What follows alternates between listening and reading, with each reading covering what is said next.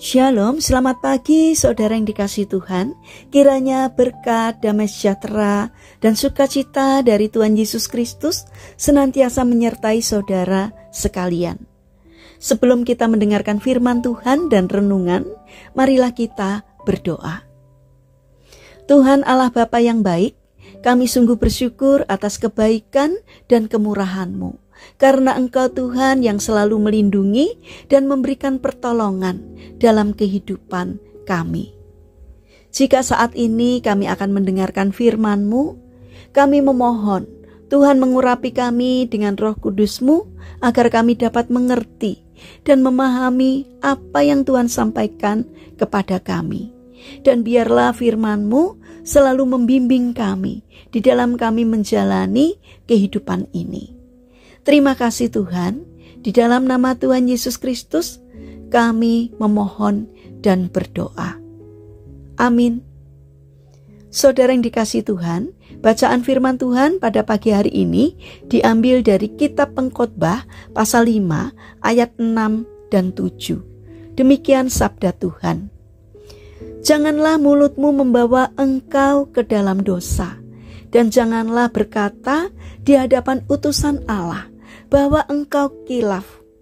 Apakah perlu Allah menjadi murka atas ucapan-ucapanmu dan merusakkan pekerjaan tanganmu?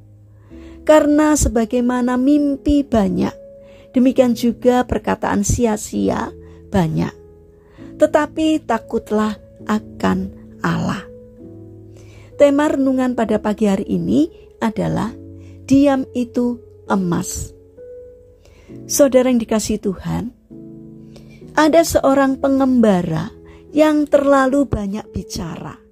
Suatu hari ia menempuh perjalanan melewati sebuah hutan belantara. Ketika sampai di tengah hutan, tiba-tiba terdengar suara orang berbicara.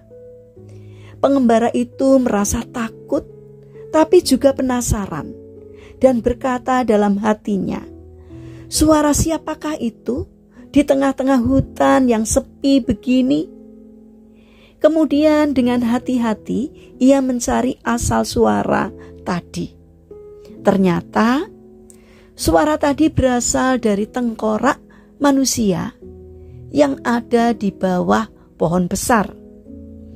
Ia kemudian memberanikan diri mendekati dan bertanya, "Hai tengkorak, bagaimana kamu bisa sampai di hutan belantara ini?"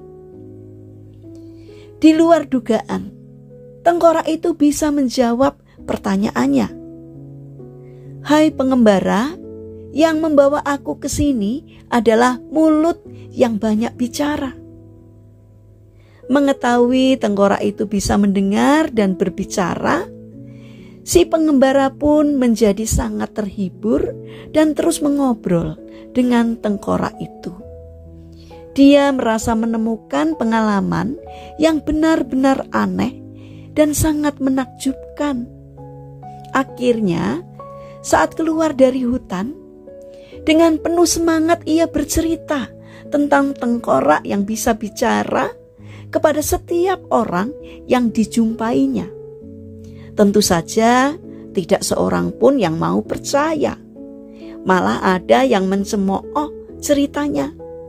"Dasar bodoh, mana ada tengkorak yang bisa bicara?" Akhirnya cerita tentang tengkorak yang bisa berbicara itu terdengar sampai ke istana.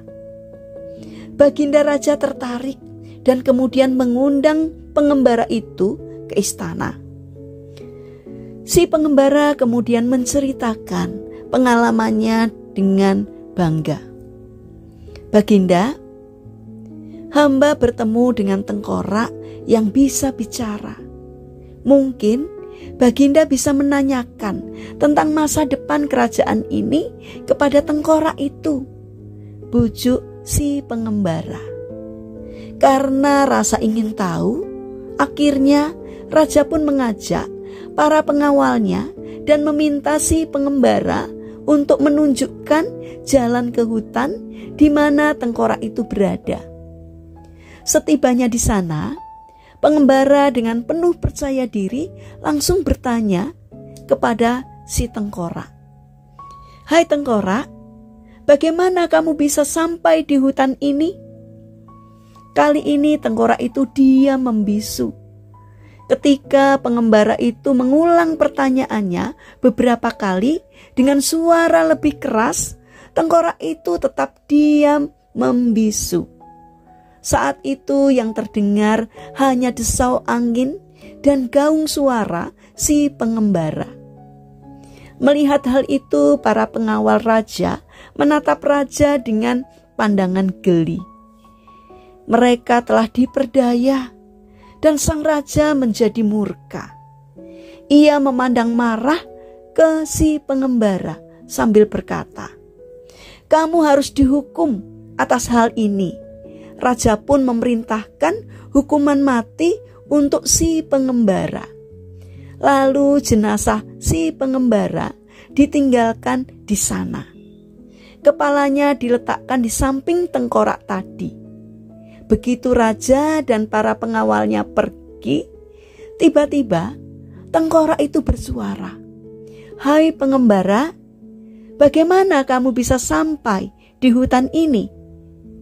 Kepala si pengembara itu menjawab, "Yang membawa aku ke sini adalah mulut yang banyak bicara."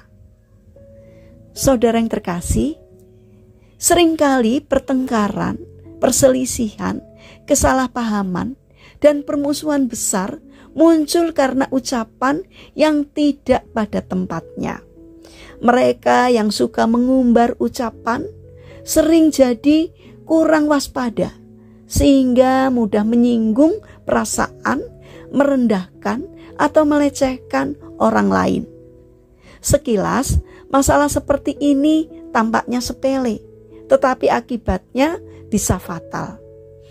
Alangkah baiknya apabila setiap saat kita bisa mengendalikan diri, tahu kapan dan mengapa harus berbicara.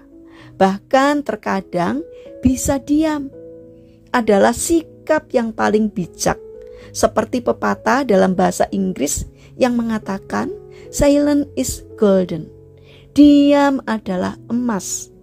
Karena itu sangatlah penting bagi kita untuk setiap hari datang kepada Tuhan dan meminta Roh Kudus untuk memberikan hikmat dalam setiap perkataan kita.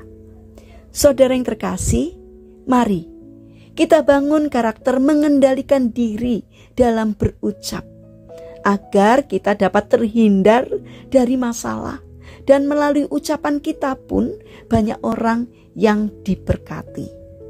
Mari kita berdoa.